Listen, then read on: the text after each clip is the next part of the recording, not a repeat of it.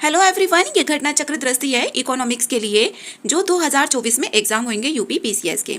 तो इसमें आगे देख लेते हैं भारत में कृषि जलवायु क्षेत्र के बारे में। योजना आयोग ने कृषि जलवायु क्षेत्रों के आधार पर कृषि योजना तैयार करने की अनुशंसा की। कृषि जलवायु विशेषताओं, विशिष्ट मृदा प्रकार, तापमान तथा वर्षण एवं उसकी विविधता सहित जलवायु एवं जल संसाधनों की उपलब्धता के आधार पर संसाधन विकास के लिए कृषि क्षेत्र को मोटे तौर पर 15 श्रेणियों में विभाजित कर दिया है। कितनी श्रेणियों में? 15 श्रेणियों में विभाजित कर दिया है। भारत के 15 कृषि जलवायु क्षेत्र कौन कौन से हैं वो देख लेते हैं। यहाँ पर 15 श्रेणियों में किया है, जैसे पश्चिमी हिमालय क्षेत्र, पूर्वी हिमालय क्षेत्र, निम्न गांगेय मैदानी क्षेत्र जो गंगा का नीचे वाला हिस्सा है, मध्य गंगा का मैदान और उच्च गंगा का मैदान और गंगा पार का मैदान क्षेत्र जो गंगा के पार का मैदान है उसके लिए, पूर्वी पठार तथा पर्वतीय क्षेत्र, मध्य पठार तथा पर्वतीय क्षेत्र, पश्चिमी पठार तथा पर्वतीय क्षेत्र, दक्षिणी पठार तथा पर्वतीय क्षेत्र, पूर्वी तटीय मैदान और पर्वतीय क्षेत्र, पश्चिमी तटीय मैदान और पर्वतीय क्षेत्र, गुजरात के मैदानी और पर्वतीय क्षेत्र, पश्चिमी शुष्क क्षेत्र और द्वीप क्षेत्र। ये कितने हो गए? यहाँ पर 15 हो गए और इसमें यहाँ पर नाम भी दे दिए हैं इसके। कितने टोटल? 15 हैं।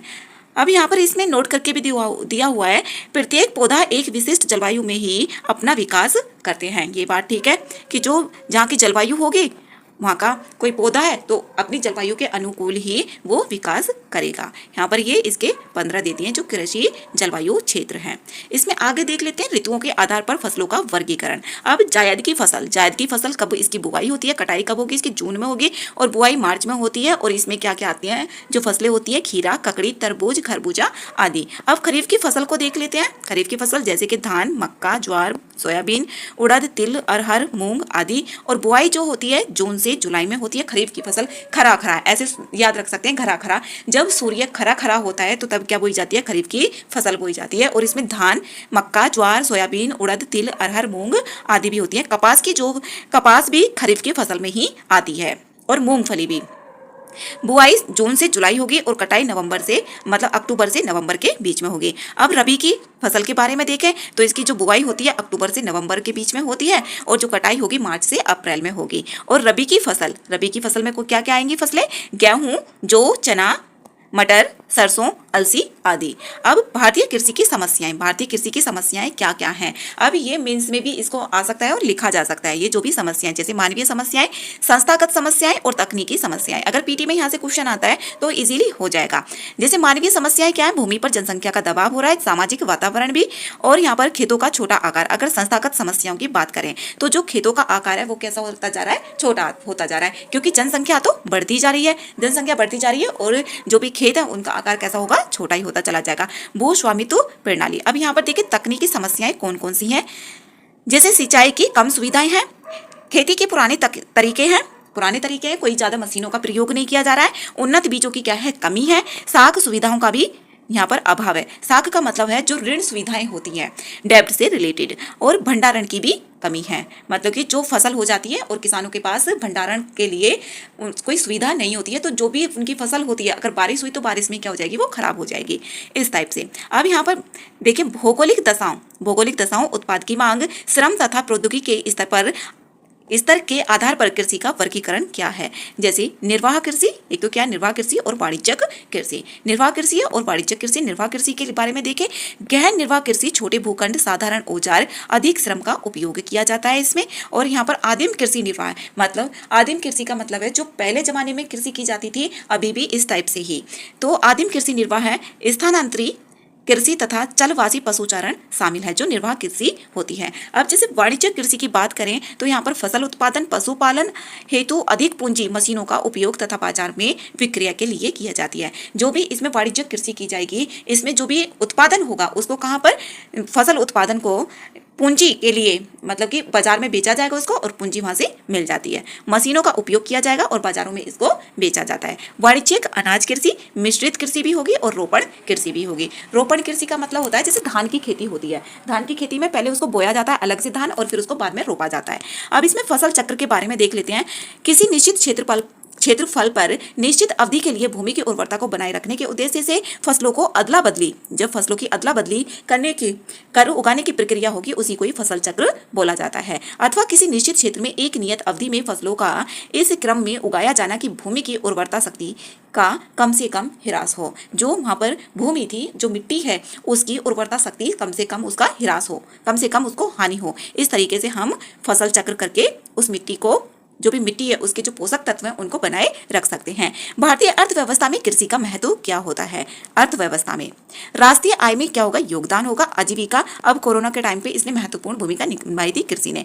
अब यहाँ पर राष्ट्रीय आय में योगदान होगा, आजीविका और रोजगार में योगदान होगा, जीवन निर्वाह तथा आय का स्रोत भी होगा। अब उत्तर प्रदेश की जनसंख्या को देखें तो 65% से अधिक जनसंख्या कृषि में लगी हुई है। लेकिन इसी में क्या सबसे ज्यादा प्रच्छन्न बेरोजगारी भी है। खाद्य पदार्थों की आपूर्ति का साधन भी और पूंजी निर्माण भी होगा इसे। अब इसमें आगे देख लेते हैं हरित क्रांति के बारे में। ग्रीन रिवॉल्यूशन 20वीं शताब्दी के 6वें दशक के अंतिम दौर की हरित क्रांति के प्रकृति का सबसे उचित वर्णन बीज उर्वरक जल तकनीकी करता है। उच्च पैदावार, विविधता बीजों, जो यहाँ पर विविधता बीज थे, उर्वरक, सिंचाई, पानी, कृषि मशीनरी और कीटनाशकों का प्रयोग भी किया गया था। और किसानों के कृषि ज्ञान ने कृषि के क्षेत्र में उल्लेखनीय परिवर्तन किया, जिसे तकनीकी रूप से हरित क्रांति या कृषि क्रांति के रूप में जाना जाता है, जो हरित क्रांति है। लेकिन हरित क्रांति का पूरे भारत में ही इसको लाभ नहीं हुआ था, पूरे भारत के किसानों को लाभ नहीं हुआ था। एक तो यहाँ पर वेस्टर्न यूपी, हरियाणा और पंजाब के जो भी किसान थे उनको यहाँ पर इसमें लाभ हुआ था, जो ग्रीन रिवॉल्यूशन है, हरित क्रांति। और ये खाद्य से, जो खाद्य होते हैं जैसे कि गेहूं, अनाज, गेहूं हो गया और धान हो गया, इनसे ही ये रिलेटेड थी, जबकि सभी फसलों को ये कवर नहीं कर रही थी। हरित क्रांति कृषि उत्पादकता को बढ़ाने के लिए लागू की गई थी। जो कृषि उत्पादकता है, प्रारंभिक बीजों के स्थान पर जो उन्नत किस्म के बीज हैं उनका प्रयोग किया गया था। वैश्विक स्तर पर हरित क्रांति के जो जनक हैं वो कौन थे? Norman Borlaug. और यहाँ पर अगर इसमें हरित क्रांति शब्द का प्रयोग सर्वप्रथम 1968 में अमेरिकी वैज्ञानिक किसने किया था? विलियम एस गॉड के द्वारा किया गया था, गॉड के द्वारा 1968 में किया गया था हरित क्रांति शब्द का सबसे पहले प्रयोग। अगर यहाँ पर बात करें हरित क्रांति के जनक, अगर जनक आएगा यहाँ पर तो नॉर्मन बोरलॉग होंगे। और यहाँ पर अगर सर्वप्रथम हरित क्रांति शब्द का किया था 1968 में, कौन थे? अमेरिकी वैज्ञानिक थे, विलियम एस गॉड के द्वारा किया गया था। भारत में बात करें हरित क्रांति के जनक तो एस स्वामीनाथन। भारत में हरित क्रांति की शुरुआत 1966 से 67 में की गई थी। अब ये पता ही होना चाहिए, यहाँ से क्वेश्चंस आते भी हैं। हरित क्रांति का सबसे अधिक प्रभाव गेहूं और चावल की कृषि पर था। ये सभी फसलों को समाहित नहीं कर रही थी जो हरित क्रांति थी। भारत में हरित क्रांति पंजाब, हरियाणा और पश्चिमी उत्तर प्रदेश तक ही सर्वाधिक सफल रही थी। ये पूरे भारत को कवर नहीं कर रही थी। इसमें ये नेगेटिव पॉइंट है। वर्ष 2006 में हुए विज्ञान कांग्रेस में भारत के तत्कालीन राष्ट्रपति एपीजे अब्दुल कलाम ने द्वितीय हरित क्रांति का आह्वान भी किया था। कब? 2006 में एपीजे अब्दुल कलाम जी ने।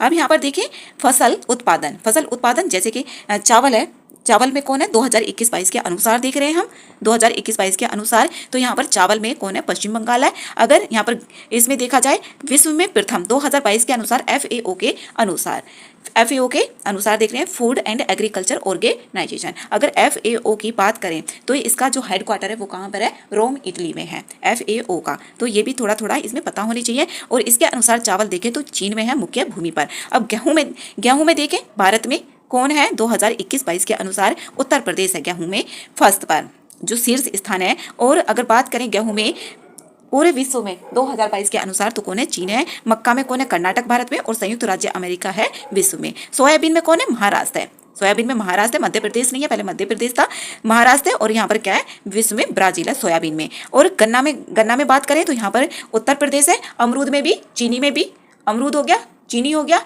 और ये गेहूं हो गया। इसी में सभी में क्या है? ये गन्ना में भी उत्तर प्रदेश ही है पहले स्थान पर। तो यहाँ पर उत्तर प्रदेश किसमें? गन्ना में पहले स्थान पर है। और यहाँ पर बात करें विश्व में प्रथम स्थान पर कौन है? ब्राजील है गन्ना में। और जूट एवं मेस्ता में देखें तो पश्चिम बंगाल है जूट में। और यहाँ पर भारत की बात करें पश्चिम बंगाल। और यहाँ पर भारत जूट में। कपास में देखें, कपास में कौन है? यहाँ पर गुजरात और भारत है इसमें विश्व में कपास में। 2021 के अनुसार है जो सीड कॉटन है। मूंगफली में देखें, मूंगफली में गुजरात है सबसे पहले स्थान पर, शीर्ष स्थान पर। और चीन है विश्व में मूंगफली के क्षेत्र में। अब यहाँ पर प्रमुख कृषि और क्रांतियां, ये तो सबको पता ही होगा। जैसे हरित क्रांति वो खाद्यान्न उत्पादन से रिलेटेड है, ग्रे क्रांति उर्वरक से, गुलाबी क्रांति झींगा उत्पादन से, नीली क्रांति मत्स्य उत्पादन और श्वेत क्रांति दुग्ध उत्पादन से है। पीली क्रांति तिलहन से, काली क्रांति पेट्रोलियम और लाल क्रांति मांस टमाटर उत्पादन से है। और स्वर्ण क्रांति को देखें तो फल उत्पादन से है। इसमें आगे देखें जैसे प्रमुख फसल उत्पादन ये मिलियन टन में है और 2022 के तृतीय जो आंकड़े हैं उसके अनुसार है। जैसे खाद्यान्न का देखें ये टन में, यहाँ पर मिलियन टन में बात की गई है। जैसे खाद्यान्न का देखें यहाँ पर 330.53 मिलियन टन है। अनाज का इसमें कितना 303.03 है अनाज में, और अनाज में भी चावल का, गेहूं का और मोटे अनाज का ये दिया हुआ है। और दालों में देखें तो दालों में कितना है 27.50 मिलियन टन है। इसमें चना का कितना है 13.54 और तूर का 3.43 और अन्य का है इसमें 10.53। अब इसमें मोटे अनाज की, जो मोटा अनाज है उसमें 54.74.75 मिलियन टन है। अब इसमें देखिए मोटे अनाज में कौन कौन से आते हैं, ज्वार आता है, मक्का आती है और बाजरा आता है। मक्का और बाजरा, ज्वार का 3.90 है और मक्का का 35.91 है, बाजरा का 11.17 है और अन्य का 3.77 है। इसमें यहाँ पर बागवानी फसलों से संबंधित प्रमुख आंकड़े क्या हैं। अब बागवानी जैसे कि यहाँ पर लीची में बिहार है 2021-22 के अनुसार ये आंकड़ा है। और आम में देखें तो उत्तर प्रदेश है, अमरूद में कौन है उत्तर प्रदेश, काजू में कौन है महाराष्ट्र है, और सुपारी में देखें तो कौन है कर्नाटक और नारियल में कौन है केरला है।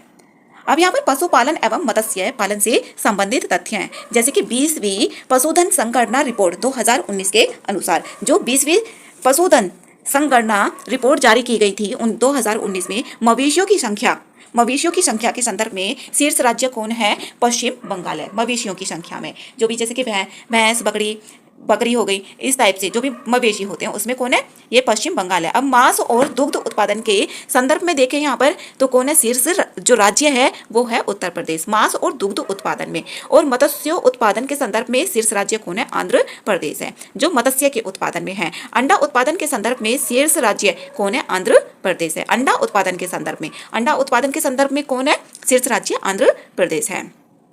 अब कृषि से संबंधित देख लेते हैं। जैसे कृषि वित्त के स्रोत कौन कौन से हैं कृषि से संबंधित, जैसे कि एक तो क्या होता है संस्थागत होता है और एक क्या होता है गैर संस्थागत होता है। अब संस्थागत जो ऋण लिए जाते हैं, जैसे कि कृषि से संबंधित उसमें ऋण लेने की जरूरत पड़ी तो एक तो संस्थागत होते हैं, जैसे कि बैंक हो गए, वाणिज्यिक बैंक हो गए, सहकारी समितियां होती हैं और यहाँ पर सरकार होती है, इससे ऋण लिया जाता है। और गैर संस्थागत स्रोत देखें तो जैसे साहूकार हो गया, जैसे गांव में होते हैं साहूकार होते हैं उनसे ऋण ले लिया जाता है, और देसी बैंकर होते हैं उनसे ले लिया जाता है, उनकी कई गुना ब्याज दरें होती हैं, जो गैर संस्थागत स्रोत होते हैं, साहूकार, देसी बैंकर और अन्य। इसमें आगे देखें यहाँ पर जैसे कृषि ऋण का वर्गीकरण, जो कृषि ऋण है उसका वर्गीकरण एक तो अल्प अवधि के ऋण होते हैं और मध्य अवधि के ऋण होते हैं और दीर्घ अवधि के ऋण होते हैं। अल्प अवधि की बात करें यहाँ पर तो 15 माह से कम समय के लिए होते हैं, और यहाँ पर मध्य अवधि की बात करें तो 15 माह से 5 वर्षों के लिए होते हैं, और दीर्घ अवधि के जो ऋण होंगे 5 वर्षों से अधिक अवधि के लिए होंगे। अब यहाँ पर जैसे न्यूनतम समर्थन मूल्य, अब यहाँ पर खाद्य प्रबंधन जो फूड का मैनेजमेंट किया जाएगा वो किस तरीके से किया जाता है।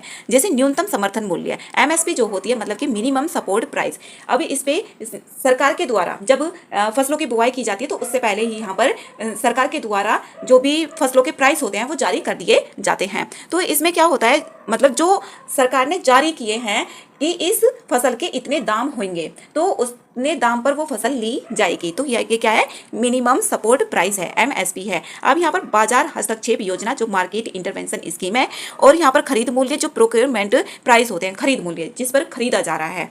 अब यहाँ पर निर्गत मूल्य जो भी इशू प्राइस किए गए थे, जारी किए गए हैं प्राइस, भंडारण स्टोरेज जो यहाँ पर खाद्य प्रबंधन का मैनेजमेंट कर रहे हैं, जो खाद का, और यहाँ पर क्या बफर स्टॉक, जो भी बफर स्टॉक मतलब कि ज्यादा तो लेके पहले जमा कर लिया उसको, जब सस्ती दरें थी, सस्ते में बेचा जा रहा था सामान, और जब उसकी रेट क्या हो जाएंगी, हाई हो जाती है, तो उसको क्या कर दिया जाता है, बेच दिया जाता है। तो बफर स्टॉक एक वो भी होता है यहाँ पर। अब जैसे न्यूनतम समर्थन मूल्य एमएसपी क्या है, यहाँ पर एमएसपी न्यूनतम समर्थन मूल्य किसानों को बाजार जोखिम के विरुद्ध सामाजिक सुरक्षा उपलब्ध कराता है। यहाँ पर किसानों को बाजार जोखिम, बाजार में कितने रेट पर कौन सी बेची जा रही है, कम में बेचा जाएगा या ज्यादा रेट हो जाती है, इस टाइप से, तो यहाँ पर उसको एक सामाजिक सुरक्षा दी जाती है सरकार के द्वारा किसानों को। वर्तमान में सरकार द्वारा 24 कितनी फसलों को 24 कृषि फसलें हैं जिनके लिए एमएसपी तथा गन्ने के लिए उचित लाभकारी मूल्य एफआरपी की घोषणा की जाती है। और यहाँ पर जो न्यूनतम समर्थन मूल्य की सिफारिश होगी कृषि लागत एवं मूल्य आयोग के द्वारा की जाती है, CACP के द्वारा की जाती है।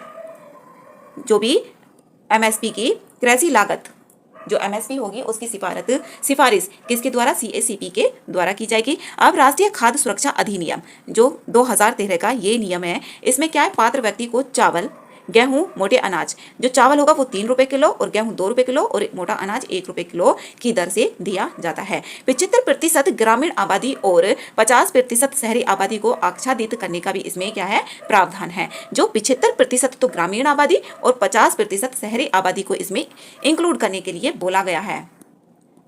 इसमें आगे देखें परीक्षा के दृष्टिकोण से क्या क्या इसमें इंपॉर्टेंट है, जैसे कि राष्ट्रीय चावल अनुसंधान संस्थान स्थित कहाँ पर है, ये कटक में। जो चावल अनुसंधान है, जो चावल के ऊपर अनुसंधान किया जाता है कटक में, और कटक कहाँ पर है, ये उड़ीसा में है। कटक उड़ीसा में है। नाबार्ड की स्थापना कब की गई थी, 1982 12 जुलाई को की गई थी। और जो नाबार्ड है, नाबार्ड ये डायरेक्ट जो भी ऋण होता है वो उपलब्ध नहीं कराता है, डायरेक्ट नहीं कराता है, इनडायरेक्टली कराता है, जो किसानों को ऋण उपलब्ध कराता है। हरित क्रांति के जनक, जो हरित क्रांति के जनक हैं वो कौन थे, अगर विश्व में बात कर रहे हैं हम तो नॉर्मन बोरलॉग, और भारत में हरित क्रांति के जनक देखें तो एमएस स्वामीनाथन। भारतीय खाद्य निगम की स्थापना 1965 में हुई थी। भारत में सीमांत जोत का आकार 1 हेक्टेयर से कम होता है। जो सीमांत जोत का आकार होता है तो यहाँ पर क्या है, 1 हेक्टेयर से कम होता है। और जो जमींदार होते हैं वो 10 हेक्टेयर से ज्यादा के लिए बोला जाता है। अब यहाँ पर भारतीय कृषि अनुसंधान, इस पे क्वेश्चन आया हुआ है यहाँ पर सीमांत जोत का आकार से रिलेटेड।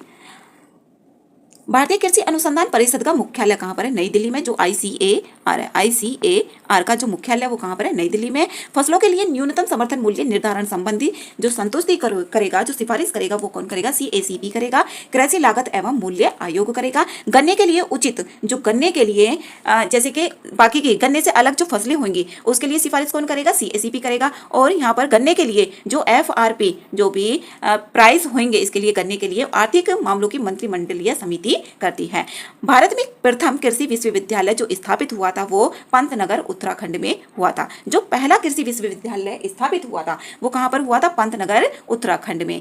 और यहाँ पर है भारतीय चरागाह, जो चरागाह और चारा अनुसंधान कहाँ पर स्थित है, ये झांसी में है। प्रमुख बोर्ड केंद्र और उनके कार्यालयों की अवस्थिति कहाँ पर है, ये देख लेते हैं। जैसे कि भारतीय कॉफी बोर्ड, ये आए हुए हैं यहाँ से सब क्वेश्चंस। भारतीय कॉफी बोर्ड जैसे बेंगलुरु कर्नाटक में है। और भारतीय रबर बोर्ड कहाँ पर है, रबर बोर्ड ये कोट्टायम केरल में है। और चाय ये कोलकाता पश्चिम बंगाल में होगा। और भारतीय तंबाकू ये कहाँ पर है, गुंटूर आंध्र प्रदेश में है। और मसाले बोर्ड ये कहाँ पर है, कोच्चि केरला में है। और भारतीय अंगूर प्रसंस्करण बोर्ड, राष्ट्रीय अंगूर अनुसंधान केंद्र ये कहाँ पर है, अंगूर अनुसंधान केंद्र ये कहाँ पर है, पुणे महाराष्ट्र में है। राष्ट्रीय जूट बोर्ड कहाँ पर है, ये कोलकाता पश्चिम बंगाल में है।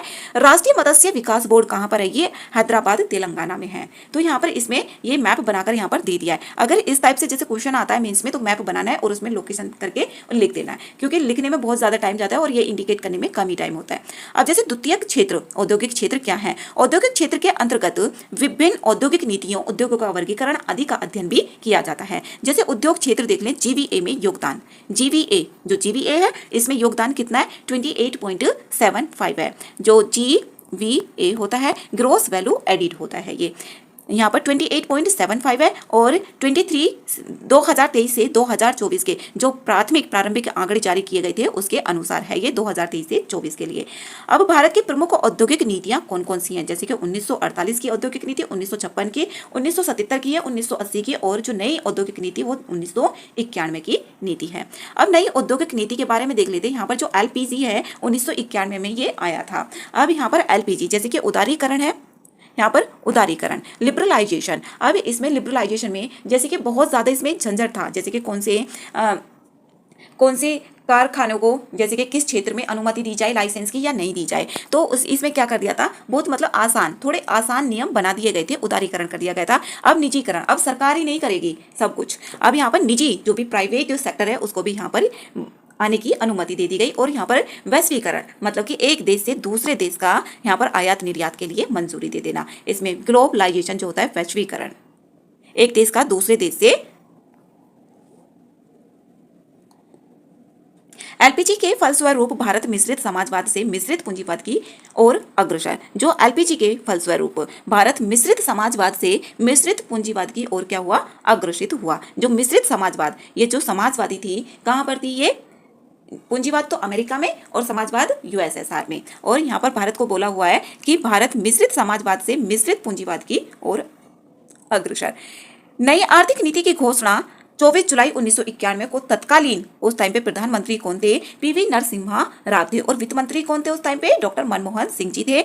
भारत में उदारीकरण का अग्रदूत भूतपूर्व वित्त मंत्री किसको कहा जाता है? डॉक्टर मनमोहन सिंह जी को कहा जाता है। यहाँ से क्वेश्चन भी बन जाएंगे, आराम से बन रहे हैं। अब जैसे कि नई औद्योगिक नीति द्वारा उठाए गए कदम कौन कौन से हैं? जैसे कि औद्योगिक लाइसेंस से मुक्ति, किस किस को? 18 प्रमुख उद्योगों को छोड़कर से सभी उद्योगों के लिए लाइसेंस की अनिवार्यता क्या करती थी? समाप्त कर दी थी। 18 प्रमुख उद्योग थे, उनको छोड़कर बाकी में सभी में लाइसेंस देने की अनुमति समाप्त कर दी गई थी। सार्वजनिक क्षेत्र के लिए आरक्षित रखे गए 17 उद्योगों को घटाकर 8 कर दिया गया था। जो सार्वजनिक क्षेत्र के लिए 8 कर दिया गया था। वाणिज्य एवं उद्योग मंत्रालय भारत सरकार की रिपोर्ट 2020-21 के अनुसार वर्तमान में केवल 4 उद्योग ही हैं जिनमें अनिवार्य लाइसेंस के तहत, और 2 उद्योगों को सार्वजनिक क्षेत्र के लिए आरक्षित किया गया है। यहाँ पर 4 उद्योग, जो 4 उद्योग है उनमें अनिवार्य लाइसेंस है और 2 में उद्योगों को सार्वजनिक क्षेत्र के लिए आरक्षित किया गया है। 2 ऐसे उद्योग है जिनको सार्वजनिक क्षेत्र में ही आरक्षित किया गया है और 4 उद्योग है जिनमें अनिवार्य लाइसेंस की अनुमति अभी भी लेनी पड़ती है। 4 क्षेत्रों में, ये यहाँ पर इंपॉर्टेंट फैक्ट है। ये यहाँ पर ये नई औद्योगिक नीति के लिए उठाए गए कदम कौन कौन से हैं? जैसे कि चरणबद्ध उत्पादन की अनिवार्यता का यहाँ पर अंत कर दिया गया था। अनिवार्य लाइसेंस के अंतर्गत उद्योग तंबाकू से संबंधित उत्पाद जैसे कि सिगार, सिगरेट, अन्य उत्पाद, इलेक्ट्रॉनिक एरोस्पेस एवं रक्षा उपकरण, औद्योगिक विस्फोटक, निर्दिष्ट खतरनाक रसायन, सार्वजनिक क्षेत्र के लिए आरक्षित उद्योग, परमाणु ऊर्जा और रेलवे परिचालन। यहाँ पर सार्वजनिक क्षेत्र के लिए, किसके लिए? सार्वजनिक क्षेत्र के लिए जो आरक्षित उद्योग, परमाणु और रेलवे परिचालन। विदेशी निवेश के लिए प्रोत्साहन और MRTP परिसंपत्ति सीमा की भी समाप्ति कर दी गई थी। अब महत्वपूर्ण तथ्य देख लेते हैं इसमें। जैसे कि इसमें बोला हुआ है फेमा द्वारा फेरा का क्या कर दिया गया था? प्रतिस्थापन कर दिया गया था।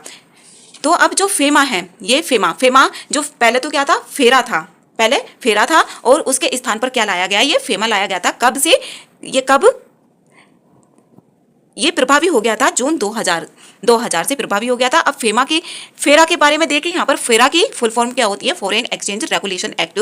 इसके स्थान पर फेमा को लाया गया था। अब फॉरेन एक्सचेंज मैनेजमेंट एक्ट हो गया है। अब जैसे यहाँ पर बात करें, जैसे फेरा है, फेरा को कब लाया गया था? ये 1973 में लागू हुआ था और 1 जनवरी 1974 में ये प्रभावी हो गया था। अब इसके स्थान पर इसलिए इसको लाया गया है, मतलब फेरा के स्थान पर फेमा को लाया गया, क्योंकि जो विदेशी मुद्रा प्रबंधन अधिनियम, जो फेमा है, फेमा को किसके अंतर्गत? विदेशी मुद्रा प्रबंध अधिनियम 1999 के अंतर्गत और 2000 में इसको प्रभावी भी कर दिया गया। अब यहाँ पर जैसे कि विदेशी व्यापार और भुगतान को सरल बनाना इसका क्या था? लक्ष्य है। जो फेमा है, फेमा का लक्ष्य क्या था? जो विदेशी व्यापार है और जो भुगतान है उसको सरल बनाना था। जबकि जो फेरा था, कुछ विदेशी मुद्रा को तो विनियमित कर रहा था और कुछ विदेशी मुद्रा को लेन देन से क्या कर रहा था? प्रतिबंधित कर रहा था। तो इसीलिए यहाँ पर फेमा को फेरा के प्लेस पर लाया गया। और ये कब से, कौन से, इसमें ये इंपॉर्टेंट है यूपीपीसीएस के लिए कि कौन से वर्ष में। बस फेमा का तो यहाँ पर ये 2000 जून से प्रभावी हुआ था, लेकिन कौन से एक्ट में? ये विदेशी मुद्रा प्रबंध अधिनियम 1999 के अंतर्गत। और जो फेरा है ये 1973 में लागू हुआ था और 1 जनवरी 1974 से ये अस्तित्व में आ गया था, जो फेरा था। अभी इसमें आगे देख लेते हैं। यहाँ पर सूक्ष्म लघु और मध्यम उद्यम विकास अधिनियम क्या है? ये 2006 प्रभावी तिथि 2 अक्टूबर 2006। सूक्ष्म लघु एवं मध्यम उद्यमों हेतु निवेश सीमा को दो वर्गों में जैसे विनिर्माण तथा सेवा उद्यम में वर्गीकृत किया गया, जिसके तहत संयंत्र तथा मशीनरी के लिए निवेश सीमा यहाँ पर नीचे बताया हुआ है। जैसे कि विनिर्माण जो सूक्ष्म होगा, सूक्ष्म लघु मध्यम 3 टाइप के होते हैं यहाँ पर। जैसे कि संयंत्र और मशीनरी में निवेश होगा तो वो 25 लाख रुपए से अधिक ना हो, 25 लाख रुपए से अधिक ना हो। और सेवा के क्षेत्र में देख लें तो जैसे उपकरण में निवेश 10 लाख रुपए से अधिक नहीं होना चाहिए। अगर यहाँ पर विनिर्माण से देखें तो 25 लाख से अधिक नहीं होना चाहिए, सेवा के क्षेत्र में देखें तो 10 लाख रुपए से अधिक नहीं होना चाहिए। किसके लिए? संयंत्र और मशीनरी में निवेश, जो भी यहाँ पर मशीनरी है, उपकरण है, उनमें जो निवेश किया जा रहा है उनके लिए बोला है यहाँ पर। अब लघु में देख लें, यहाँ पर संयंत्र और मशीनरी में 25 लाख रुपए से अधिक, लेकिन 5 5 करोड़ रुपए से अधिक नहीं होना चाहिए, मतलब 25 से 5 करोड़ के बीच में होना चाहिए। अब सेवा के क्षेत्र में देखें, उपकरण के लिए 10 लाख से 2 करोड़ के बीच में होना चाहिए, 2 करोड़ से ज्यादा नहीं होना चाहिए। अब इसमें मध्यम, जो मध्यम है इसके बारे में देखें, संयंत्र और मशीनरी में 5 करोड़ से 10 करोड़ के बीच में, 10 करोड़ से ज्यादा नहीं होना चाहिए। और यहाँ पर सेवा के क्षेत्र में देखें तो 2 से 5 करोड़ के बीच में होना चाहिए, 5 करोड़ से ज्यादा नहीं होना चाहिए। वर्ष 2020 में सूक्ष्म लघु मध्यम उद्यम की परिभाषा में संशोधन करके एमएसएमई हेतु नया वर्गीकरण किया गया, जो जुलाई 2020 से प्रभावी है। यहाँ पर 2020 में इसकी परिभाषा में संशोधन किया गया है, जो जुलाई 2020 से प्रभावी है, ये नया है। अब यहाँ पर देख लेते हैं उद्योगों का वर्गीकरण। ये उद्योगों का वर्गीकरण, इसमें ये भी है संयुक्त मापदंड। संयुक्त मापदंड निवेश और वार्षिक टर्नओवर कितना होना चाहिए। जैसे कि सूक्ष्म है, निवेश 1 करोड़ रुपए तक, निवेश तो 1 करोड़ रुपए तक, और जो कारोबार है, और कारोबार 5 करोड़ रुपए तक का होना चाहिए। निवेश तो 1 करोड़ का होना चाहिए, और जो इसका कारोबार है वो 5 करोड़ रुपए तक। अब लघु की बात देख लें, लघु उद्यम होगा जैसे निवेश 10 करोड़ और कारोबार 50 करोड़ रुपए तक का। और मध्यम में देखिए 50 से 250 करोड़ तक का, निवेश 50 करोड़ और कारोबार 250 करोड़ रुपए तक का। उद्योगों का वर्गीकरण देख लें यहाँ पर, कुटीर लघु, कुटीर घरेलू उद्योग, सूक्ष्म लघु एवं मध्यम उद्योग जो एमएसएमई होते हैं, और वृहद पैमाने के उद्योग होते हैं। भारत में औद्योगिक वित्त के स्रोत कौन कौन से हैं। जैसे यहाँ पर संस्थागत, एक तो क्या संस्थागत स्रोत है, संस्थागत स्रोत में जैसे आईसीआईसीआई और आईएफसीआई, आईडीबीआई और आईआईबीआई और यूटीआई। और आंतरिक स्रोत का देख लें, जैसे अंश पूंजी, शेयरों की बिक्री, ऋण पत्र और लाभ का पुनर्निवेश और स्वैच्छिक जमा, इसमें और भी हो सकते हैं। और भारत में औद्योगिक वित्त के संस्थागत स्रोत, जो संस्थागत स्रोत हैं यहाँ पर संस्थागत, एक होते हैं जो गैर संस्थागत होते हैं। संस्थागत में जैसे बैंक हो गए, सहकारी समितियां होगी या सरकार हो गई, उनसे ऋण लिया जाता है, उसी को ही बोला जाता है। अब यहाँ पर जैसे कि भारतीय औद्योगिक वित्त निगम लिमिटेड आईएफसीआई, इसकी स्थापना कब हुई थी, 1948 में हुई थी। और ये आ जाते हैं जो भी बैंक होते हैं ना, जैसे पंजाब नेशनल बैंक हो गया, इलाहाबाद बैंक हो गया, कब कन्वर्ट हुआ था, किस नाम से हुआ था, किस ईयर में हुआ था, इस टाइप से भी अब क्वेश्चन आ रहे हैं। अब यहाँ पर इसकी स्थापना 1948 में हुई थी। और इसका कार्य देखें, आईएफसीआई का औद्योगिक प्रतिष्ठानों को दीर्घकालीन एवं मध्यकालीन ऋण देना। एक तो ये है, क्या क्या है इसमें, दीर्घकालीन और मध्यकालीन ऋण देना है। औद्योगिक उत्पादन क्षमता में स्थायी सुधार हेतु ऋण प्रदान करना है। अब इसमें आगे देखें, जैसे कि भारतीय औद्योगिक साख एवं निवेश निगम लिमिटेड आईसीआईसीआई, इसकी स्थापना कब हुई थी, 1955 में हुई थी ये। और इसका हिंदी में पूरा फुल फॉर्म दी हुई है। कार्य क्या है इसके, निजी क्षेत्र में स्थापित औद्योगिक इकाइयों को वित्त पोषण, और इसमें नोट में दिया हुआ है, जैसे वर्ष 2002 में इस संस्था का विलय आईसीआईसीआई बैंक में कर दिया गया था। ये पहले क्या है, एक लिमिटेड है, तो इसका आईसीआईसीआई बैंक में ही कर दिया गया है विलय, कब, 2002 में। अब यहाँ पर देखिए यूटीआई, भारतीय यूनिट ट्रस्ट, इसकी स्थापना फरवरी 1964 में की गई थी, और परिचालन कब है इसका, जुलाई 1964 से। अब इसमें यहाँ पर देखिए भारतीय औद्योगिक विकास निगम जो आईडीबीआई है, ये सारा सब इंपॉर्टेंट है, यहाँ से क्वेश्चंस आते ही हैं। जैसे भारतीय औद्योगिक विकास बैंक है, इसकी स्थापना 1964 में, और इसके कार्य क्या, औद्योगिक उद्देश्यों के सभी स्तरों का वित्त पोषण, आधारभूत उद्योगों को प्रोत्साहन करना। देखो इसका ना स्थापना वर्ष जरूर याद रहना चाहिए, क्योंकि कार्य तो वहाँ पर पता भी चल जाएगा और हो जाएगा। नोट है इसमें, अक्टूबर 2004 से इसे वाणिज्यिक बैंक के रूप में भी अधिसूचित कर दिया गया था। किसको, जो आईडीबीआई बैंक है, इसको वाणिज्यिक बैंक के रूप में अधिसूचित कर दिया गया।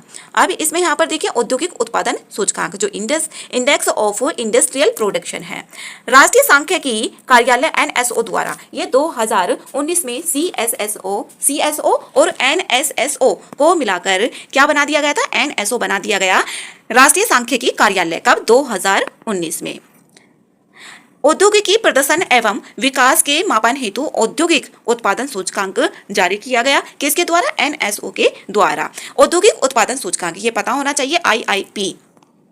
इस सूचकांक में विनिर्माण, खनन और विद्युत 3 घटक शामिल किए जाते हैं। और इसमें यह भी आ जाता है सबसे ज्यादा किसका भारांश होता है और सबसे कम किसका भारांश होता है। तो सबसे ज्यादा भारांश किसका है, यहाँ पर विनिर्माण का है। अब यहाँ पर भारत में औद्योगिक मिल फैक्ट्री की स्थापना कब हुई थी, जैसे कि कागज फैक्ट्री है, इसकी स्थापना कब हुई थी, कागज फैक्ट्री की स्थापना 1812 में हुई थी। कहां पर, पश्चिम बंगाल के श्रीरामपुर में। सूती वस्त्र की देखें, ये भी कोलकाता पश्चिम बंगाल के कहां पर, फोर्ट ग्लास्टर में 1818 में। जूट की देखें, ये भी पश्चिम बंगाल में, क्योंकि जूट और सूती वस्त्र और कागज उधर की साइड ही 1855 में हुई थी जूट की स्थापना। और कहाँ पर, पश्चिम बंगाल के रिश्रा में। और यहाँ पर सीमेंट की 1904 में चेन्नई में हुई थी। एल्यूमिनियम की बात करें 1937 में जेके नगर पश्चिम बंगाल में हुई थी। अब यहाँ पर देख लेते हैं नवरत्न कंपनियां। सार्वजनिक क्षेत्र की चुनिंदा कंपनियों को निर्णय में अधिक स्वतंत्रता देने हेतु वर्ष